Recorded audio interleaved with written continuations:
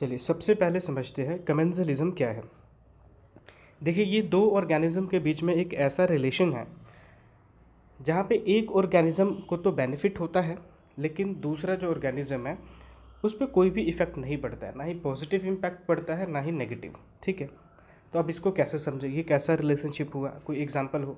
देखिए एग्जांपल हम कैसे समझ सकते हैं। मान लीजिए कोई कैटल है, वो किसी फील्ड में, ठीक है, फीड कर रहा है।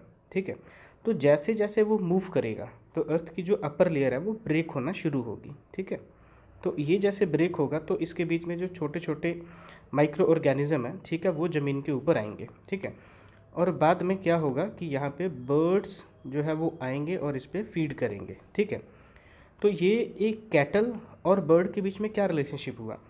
अब ये जब कैटल मूव कर रहा है तो यहाँ से ऑर्गेनिज्म बीच नीचे से निकल रहे हैं धरती के बीच में से इसके चलने के कारण। ठीक है, और इसको इस पे कौन फीड कर रहा है, ये बर्ड कर रहा है। तो बर्ड को बेनिफिट हो रहा है, ठीक है, लेकिन कैटल का इससे ना तो कोई बेनिफिट हो रहा है ना ही कोई नुकसान हो रहा है। तो इस रिलेशनशिप को क्या कहेंगे हम, इसको कहेंगे कमेंसलिज्म। ठीक है, आपने याद रखना है। देन सेकेंड टर्म आता है अमेंसलिज्म। तो अमेंसलिज्म को कैसे समझे, देखिए इसमें क्या होता है, एक जो ऑर्गेनिज्म है, ठीक है, उसको हार्म होता है और दूसरा अनअफेक्टेड होता है। अब देखिए यही एग्जाम्पल जो हमने देखा था, अब हम एग्जाम्पल जो है, अब यहाँ पे जो दो ऑर्गेनिज्म की बात करेंगे तो एक रहेगा कैटल और दूसरा रहेगा आपका ये माइक्रो ऑर्गेनिज्म। ठीक है, तो इन दोनों के बीच में रिलेशन कैसे हुआ देखिए। अब नुकसान किसका हो रहा है, यहाँ पे लिखा हुआ है वन इज़ हार्म। तो नुकसान किसका हो रहा है, ये जो माइक्रो ऑर्गेनिज्म है। अब माइक्रो ऑर्गेनिज्म तो मर गया बेचारा, ठीक है, ऊपर आ रहा है, या तो पैर रखने से मर गया या फिर जब वो ऊपर आ रहा है तो इसको बर्ड ने फीड कर लिया। तो ऐसा रिलेशन जहाँ पे एक को नुकसान हो रहा है, ठीक है, यहाँ पे माइक्रो ऑर्गेनिज्म है, और दूसरा अनअफेक्टेड है, कैटल को कोई इससे लेना देना नहीं है, तो इस रिलेशनशिप को क्या कहेंगे, एमेंसलिज्म कहेंगे। थर्ड टर्म है आपका म्यूचुअलिज्म। तो म्यूचुअलिज्म क्या होता है, जिसमें दोनों को बेनिफिट होता है, सिम्बायोटिक रिलेशन की हम बात करते हैं। इसका क्लासिकल एग्जाम्पल आपको पता ही है, माइक्रोराइजा हो गया, या फिर ऐसे बहुत से माइक्रो ऑर्गेनिज्म हैं जिनका कि रिलेशनशिप हम देखते हैं लेग्यूम्स क्रॉप्स के साथ में। ठीक है, जैसे कि दाल हो गए। तो ये जितने भी लेग्यूम क्रॉप्स हैं, हमने स्टडी किया हुआ है बेसिक एनसीईआरटीज़ में कि इनके बीच में एक सिम्बायोटिक रिलेशन बनता है। कैसे बनता है, देखिए ये दोनों एक दूसरे को बेनिफिट प्रोवाइड करते हैं। जो बैक्टीरिया है, इस केस में अगर हम एग्जांपल लेके चले माइक्रोराइजा की, तो वो क्या करेगा, वो अमोनिया प्रोवाइड करेगा। ठीक है, नाइट्रोजन को फिक्स करके वो अमोनिया जो है वो प्रोवाइड करेगा प्लांट को, और प्लांट जो है इन बैक क्या प्रोवाइड करेगा, कार्बोहाइड्रेट्स, अदर न्यूट्रिएंट जो है वो प्रोवाइड करेगा, और रहने के लिए जगह भी तो मिल रहा है। ठीक है, तो इस रिलेशनशिप को क्या कहते हैं, म्यूचुअलिज्म। उसके बाद आता है पायोनियर कम्युनिटी। ठीक है, पायोनियर कम्युनिटी जो है ये क्या होता है, तो ये first to colonise bare rock. तो हमने पिछले लेक्चर में देखा था इन्वायरमेंट के सेक्शन में कि इकोलॉजिकल सक्सेशन क्या होता है। तो जो फर्स्ट, जब हम फर्स्ट इकोलॉजिकल सक्सेशन की बात करते हैं, ठीक है, तो आपको पता है उसकी शुरुआत कहाँ से होती है, बेयर रॉक से, जब कुछ भी नहीं है।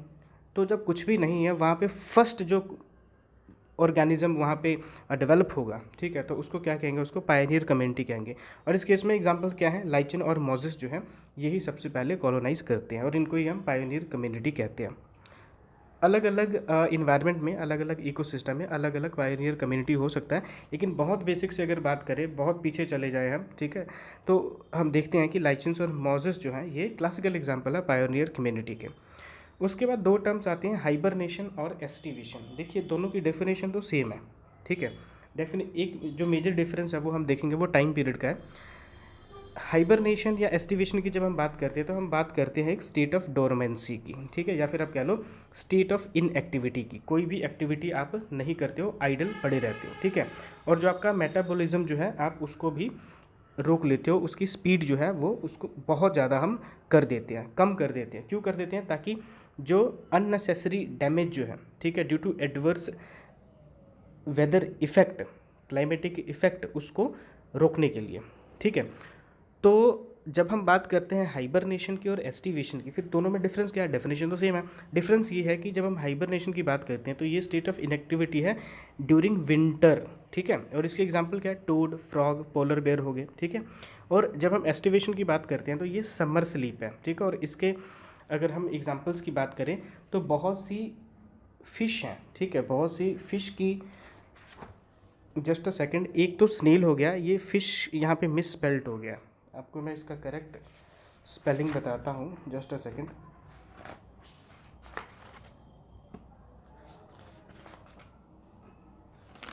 It's lung fish, it's lung fish. यहाँ पे मैं राइट डाउन कर देता हूँ, LUNG लंग, और फिश FISH, ठीक है।